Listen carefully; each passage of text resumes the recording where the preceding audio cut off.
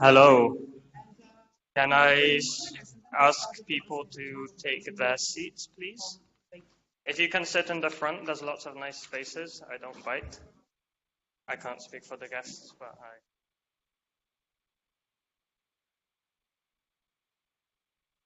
Okay, so hello and welcome everyone to the last panel of the Our Rule of Law Festival, brought to you in cooperation with Nexus. Throughout this whole event, we focused on the issues surrounding the rule of law crisis in Poland, and we thought to have one event that's focusing on solutions and what we can do. So we decided to invite our panel to discuss this. On our panel, we have Christie Miedema. Yes. She is an academic and a human rights specialist who is a volunteer coordinator for Amnesty International Poland, Belarus, and Ukraine. For Amnesty Netherlands, but then I'm covering Poland, Belarus, and Ukraine. Then we have Pepijn Gerrits, who is the Executive Director of the Netherlands Helsinki Committee. We have Paulina Kieszkowska, which I'm glad I can pronounce. She is an attorney in Poland who specializes in pharmaceutical law and medical law, and she also has set up the Vonnisonde initiative. And lastly, we have Roelien Kamminga. She is an MP for the People's Party for Freedom and Democracy, the VVD, since April 2001. And she is also a member of the Committee for European Affairs. If you could help me welcoming them with a round of applause.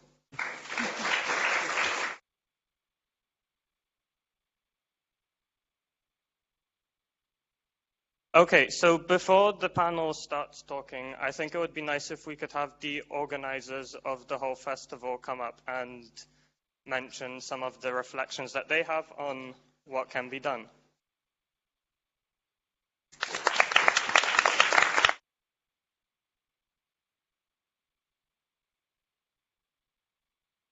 I guess the whole festival in itself is one big exercise in, hey, let's actually care about this topic. Let's go dive in deep and explore what is going on in Poland. So we'll start with the question, what did we learn? And perhaps address that by saying something about what has been the most impactful moment for each of us.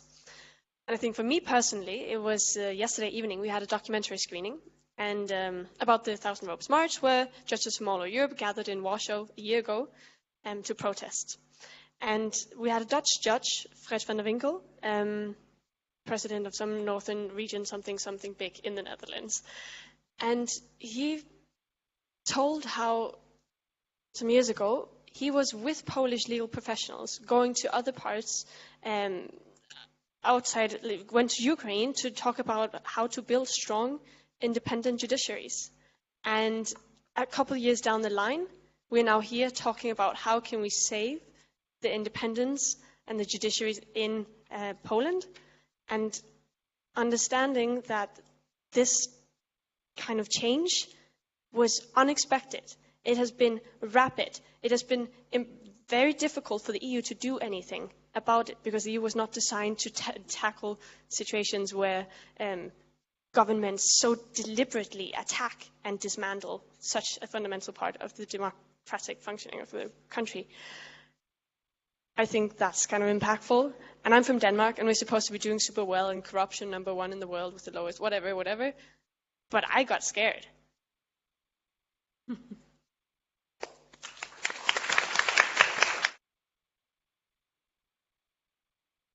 So for me, the most impactful is essentially the whole festival. I was, organizing that for half a year already.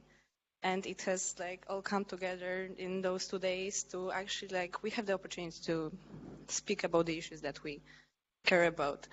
But somehow during the whole festival, I've realized that one of the quotes that Sylwia Abram has written on the Rule of Law website, that the Polish judiciary is currently relying on the heroic acts of individual judges as the systemic protection of of the judiciary in Poland has been dismantled, I realized how real that is. And the whole festival is the perfect example, the paradigm of the heroic act of the judges and or the amazing speakers that came here from Poland.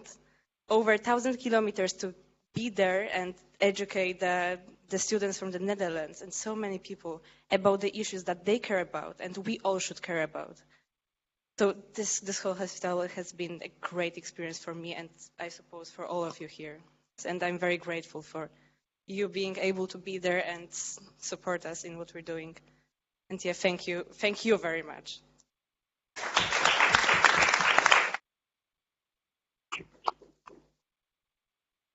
I think, well, it's hard to just pinpoint one thing that has been the most amazing during this whole festival. One, of course, working with my friends has been amazing. But secondly, seeing how the audience reacted to what the speakers were saying, how engaged they were, and the questions that they were asking. And for me, lots of this is about hope. And I think seeing everyone ask questions that were insightful and thought-provoking really shows that our generation is the next hope, and when we grow up, we will fix these problems that we are now fighting against, and that our speakers are fighting against, and the path that they're paving. We are doing this for you as well, to follow in your footsteps, and to show you that what you're doing isn't for nothing, and that we are there to support you as the next generation. And yeah, I think that's it.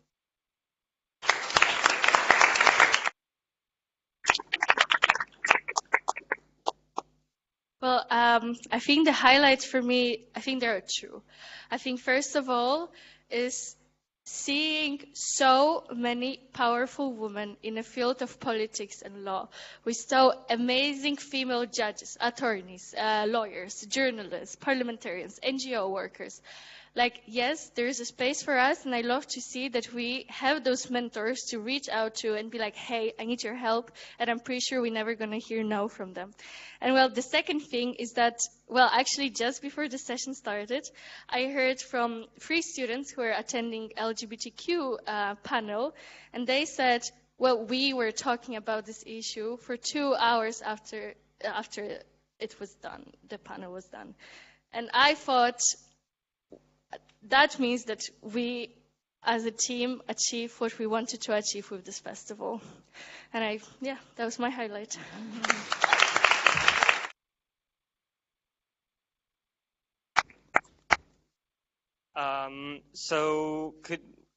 What do you think can be done about the crisis? What steps do you think, maybe as representatives who are students, what steps do you think students can take? You mean besides organizing a Rule of Law festival? Give us a month to sleep and figure out, and we'll get back to you on that. Hopefully by the end of this panel, we'll know more. I think what students can do is get in touch with all our speakers we had here, get their numbers, well, maybe not numbers, sorry. Maybe get their emails and stay in touch. Stay really in touch, because I believe that if you came to this festival, you're really interested in the issue. And if you want to do something about it, here are the people who can really help you. So please do it. And I think that's what students can do. One other thing I would like to add is to keep having these conversations. As one of our speakers said, this is how we make change, by talking about what we want to change and talking about the issues. And then you can't figure anything out on your own. You need the support of others. And that's kind of what this festival is also. Community building, finding those people that you connect with based on your values that you share. And I think that's the only thing that we can really do at this point. Yeah, just educate yourself and educate the others, because this is essentially what we're doing. We are 4 students that organize the festival for you, but we do want to push that further, and we hope that you will talk to your friends, family about that and share what you've learned, because it's actually an immense power in that, to share the knowledge.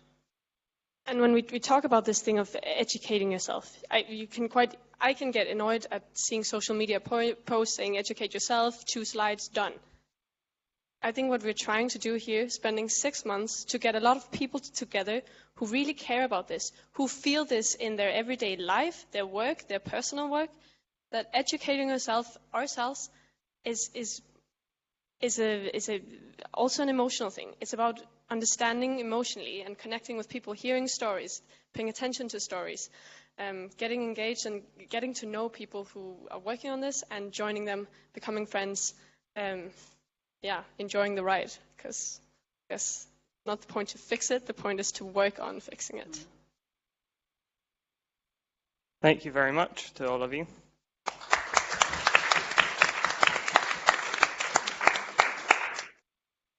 So the setup of this event is going to be as follows. Tekla will be taking notes so that we have calls to action and actionable things that we can do.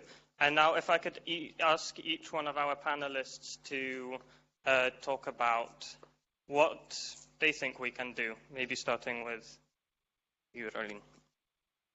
Yeah, thank you very much. And first of all, it's very nice to be back here. I just talking to some of you, and I studied here in this building, actually. I didn't study law. I studied international relations, and at that time, the time I studied, it was also in this building here. So it's always good to be back at my own university. And especially on this topic, because I was introduced as a member of parliament. Of course I am. I've just recently, since the previous election. And one of the main reasons I decided to become a politician was the concerns I had on the rule of law, and especially Poland-Hungary. When I went to the university, I think I'm from a liberal party, and the liberal values were upcoming. I think an important book in my studies was Fukuyama, The End of History. So I wasn't the only one, but that was a major part of my studies. So we were thinking, okay, it's done, we're going upwards, and it's only going to be better, all rule of law, liberal of freedoms. And I think I myself maybe became a bit lazy, because I thought, okay, everything is done, it's okay, the world is going up from my perspective, because I really believe in equal rights and liberal values, and the rule of law is an important part of that. But more and more, and I joined the civil service, so I was still interested in what's happening and how government works, etc. But still, I wasn't politically active. But that changed when I saw more and more that even within the European Union, we shouldn't take for granted the rule of law and all these liberal values. So I decided to speak up. So that's, I think, one of the biggest things we can do and you can do. And I think this is a compliment also to the organization, because speaking up begins with educating yourself, getting into contact with people, being interested, asking questions. And I think this is a beautiful platform. So thank you very much for organizing these interesting days, and also giving us a platform to go into discussion with you. But for me, it was speaking up. So I stopped. I don't know how you say it in English, but I chose to be on the ballot for the European Parliament elections 2 or 3 years ago. Unfortunately, I didn't make my seat there. I was 2 seats away, but still, you never know. But that awakened something in me. So I decided to go run for Parliament, for the Dutch Parliament then, where I can again raise my voice on this important topic. So I was very happy that I am the European Affairs is in my portfolio, and I'm also with my colleague of the CDA. I'm a special rapporteur on the rule of law issues, because it's really close to my heart. So I think that's important, and I'm also always addressing in Parliament the issues in Poland-Hungary. I think we as a Dutch Parliament, of course, we can always do more. So I'm interested also in your questions and insights, and also from the colleagues here. But I think, and I'm proud of that we in the Netherlands are one of the most vocal parliaments on these issues. So every time, and again, we address it. And I think we're also lucky that the ministers who we have, and we had a few even in my time now, especially since we have another one coming up, as I gathered it since this week. But still, I think we're united in that the rule of law is important. And it's not only the judicial system. I think I was in the room with 2 judges discussing about the importance. And it's also what we do as politicians. But it's also what we do with journalists, media. I had the privilege Thursday to have a conversation with some of the members who are also here, some of the journalists. And I think we have to see the bigger picture, because now, and also in Parliament, and we tend to focus mostly on the things we can take action on. that the European Commission has the leverage to take action, to take a stance. And we must not forget that it's a domino effect, and that all the things, even the small things matter. And if we don't start looking at the small things and in speaking up also on those matters, we maybe lose the battle in the end, because it's much complicated if it's happened already to push back than if you start pushing in the middle. So that's, I think, something that I see as important, but also speak up, be true to what you believe in, and if you think something happens where you don't, of which you think, okay, why is it happening, take action. And everybody has his own way. For me, it's to become active in politics. For some of you, probably a different way to do that. I mean, there is no right way, but it's always good to get informed and decide what you think and how you can contribute to making things better. Thank you for that.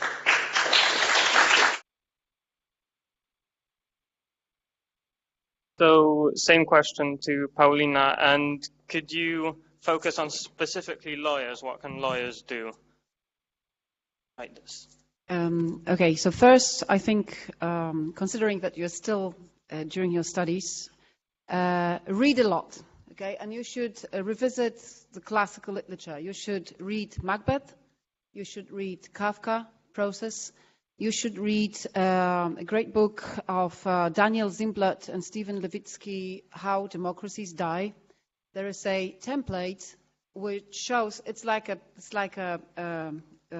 tick the box almost on a checklist of how democracies die and what elements are there to actually be dead.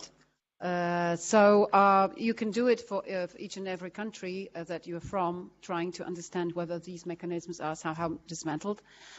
Even Lord of the Rings, you can read it from the anti-authoritarian perspective, because the whole battle is about having all the rings, and Sauron wants to have all the rings and then decide about the whole world. So even the popular literature and films can be seen from this perspective. So be aware of that and try to see mechanisms which repeat themselves in human history over and over again. There's nothing new really in the crisis that we are experiencing, and it will repeat unless we stop it. So lectures. Second thing, use your energy as students and try to speak to politicians, lawyers, and judges with your voice. Tell them what you dislike in their language. For instance, you could organize a trip, or maybe your teachers, maybe John can help you, to Luxembourg, to ECJ, for instance, and try to meet with judges and tell them as young citizens, and you are from different countries, so it's a perfect combination. You are Hungarian students, but from different countries, what you don't understand about the language we're using and how distant they are from you. Because this great gold room is amazing, but firstly, there is no online transmissions, which I don't understand why. I mean, that's very uneducative. Plus, verdicts are given only in native languages, so people cannot understand the actual verdicts. Plus, there is no squeezed, sort of tweeted information about the effect of a verdict, so people don't understand all those 30, 40 pages of great elaboration. But if you really want to squeeze it, and we've lost it as lawyers. Remember that Roman law based on paremias, okay? The whole spirit was to express a thought in one word, in one expression. That this is what we should do. We should try to squeeze it in a concept that is understandable to a worker, to a farmer, to a nurse who are not lawyers. So try also with your friends and whoever is around, whether people understand the concepts, how to speak to them so that it's understandable to everybody. Because it is true that we, people who are educated, we exclude those who are not educated from our talk, from how we form our thoughts. We presume they understand. They don't understand. This was the biggest mistake in Poland. We presumed people will want Fukuyama word, even though they didn't know Fukuyama existed. But they didn't want this word because they were not ready. They were deprived of the property. Maybe they lost a job, which was sure job, maybe not well paid. Maybe everything was grey, but at least they had something for sure. Suddenly there was this competition, capitalism, people competed between each other. And second, and the third point is that you should think out of the box. Don't be afraid of doing something which is not done before.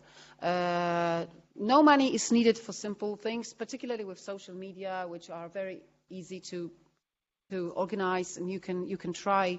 When I look at my daughter's TikTok, and I think that some idiotic shots have billions of opening people. Like, how come something like that can get interest of so many people, right? Maybe we do something wrong. Maybe we sell it in the wrong way. Maybe TikTok is the place for you to start doing something which girls like my daughter, 11 years old, will like. So you should use your social media minds, because you were born in the world where this exists. I can tell you that when I was leaving Utrecht in '94, we were sharing our parents' station lines, telephones, on the big papers, because there was no internet at the time and no cell phones. And it was only, almost 30 years ago, but there was nothing like that. We were communicating each other via regular phones. We didn't have any social media. So please use this new capacity that you have, not being afraid of doing something unconventional. Thank you.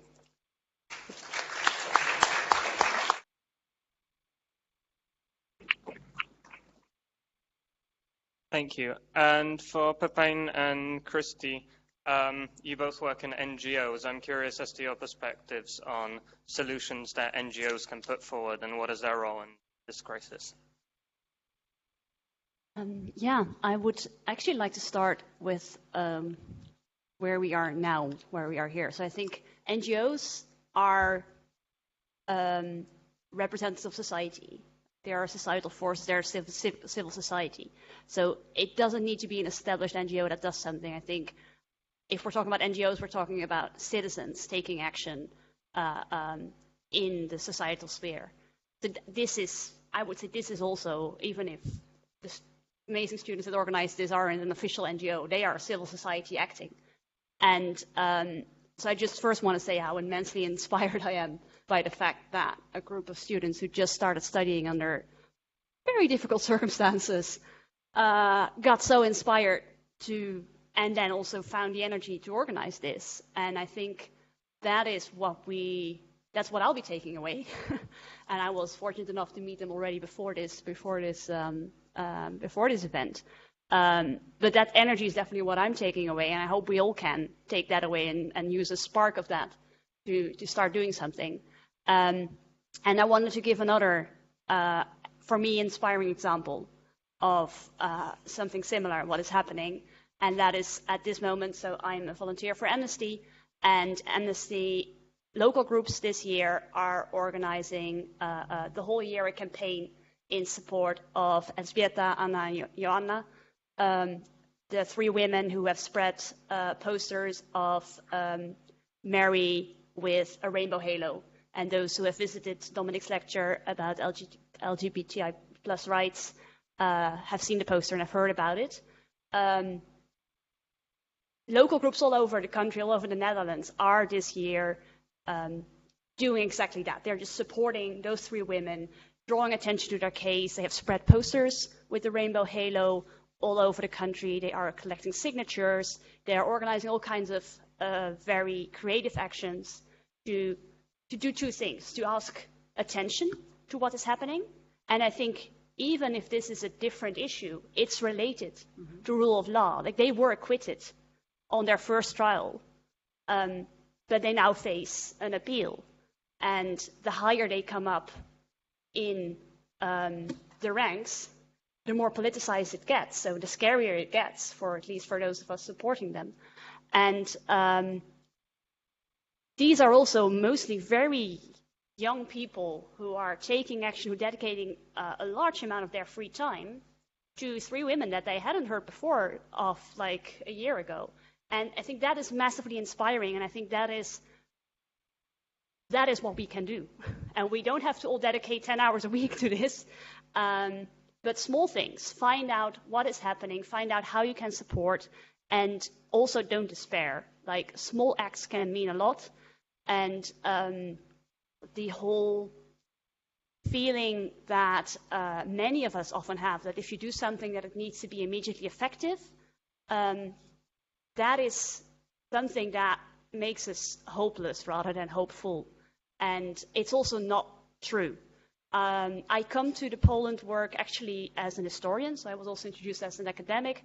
I wrote 2 books about Polish opposition history, so 1970s and 80s. And the main thing that I learned from that, both as an academic and as an activist, is that solidarity matters. Words matter. Symbolic acts matter. And I always thought before, like, what is symbolism, right? If it isn't effective, if it isn't directly creating change, what are you doing it for? But it's immensely important for people who are under pressure to know that they are seen, that they are not forgotten, and that people around the world care about them. And those kind of acts, all of us can do that. We all have, what Paulina just said, we all now have access to social media. And we can just use the hashtags Tęcza nie obraża, the rainbow doesn't offend, that was used after Ella and Joanna and Anna were charged. We can all use Wolne Sonde as a hashtag and make sure that people in Poland who are under pressure see our support. So that's why I also would like to invite you all to the writing booth also after this session, where we are doing more small acts of solidarity, small acts of maybe some effectiveness, but definitely small steps that mean something to someone somewhere. I can only add that I know Ella, and Ella has lots of issues with the regime, not only the Madonna. And in one of the cases, Michał Wawrykiewicz represents her. And it's really, really extra important for her that she has the support. So, great job.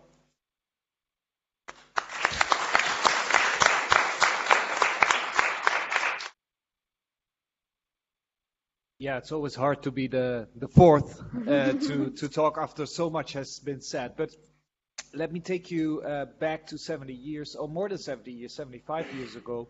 Over 75 years ago, Europe was in tatters. It was shambles, and something needed to be done.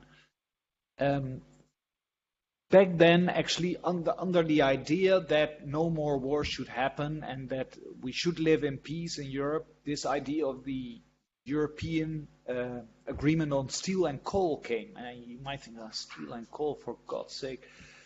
But yeah, those were the ingredients to make weapons, right? So that's where the EU started. And that was far from the value-based community which it is today.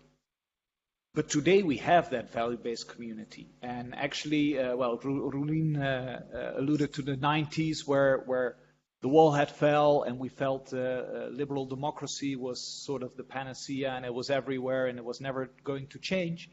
Then came, obviously, the years when Poland, Hungary, and 8 other states in one big flush became part of this union, voluntarily signed the treaty, pledged to be following the values and principles of the EU, human rights, democracy, rule of law, etc. Subject to public referendum, which had the highest yes ever. Absolutely. And still, if you see the Eurobarometer these days, overall people are in favor, large majorities are in favor of being a member of the EU.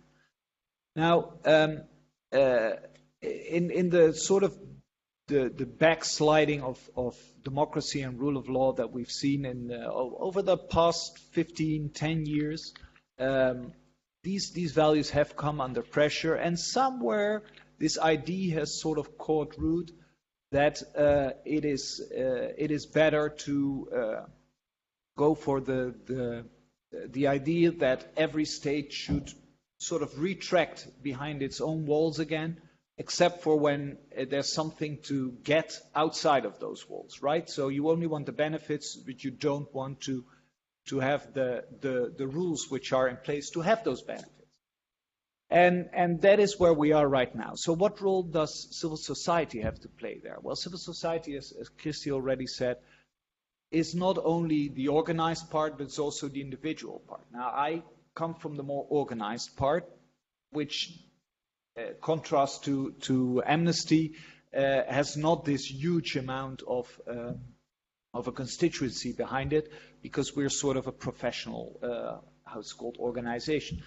But what we try to do these days, and it seems, if you think about it, and especially after having you all having had a day and a half talks about the EU, about rule of law, but there are still an amazing amount of people that do not understand these principles and how they affect us in daily life.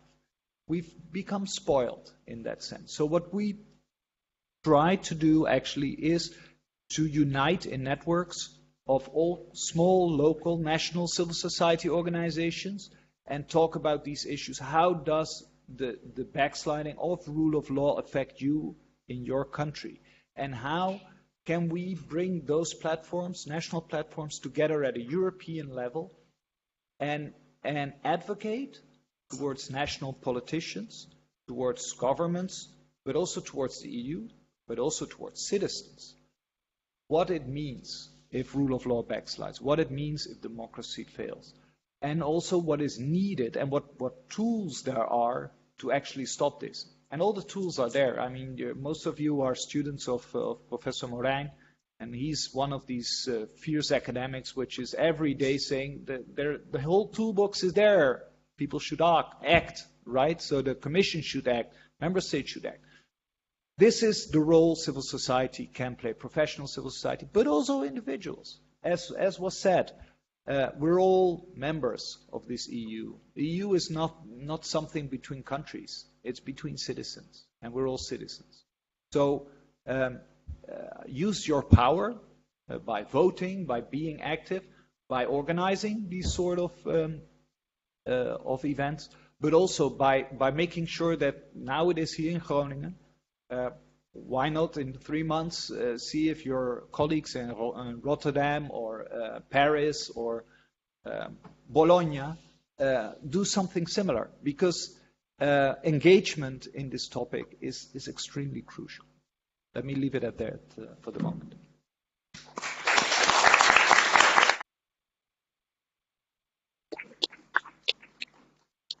Thank you for that. I have lots of questions of my own, but I think that it would probably be better for the audience to ask questions. Does anybody have a question?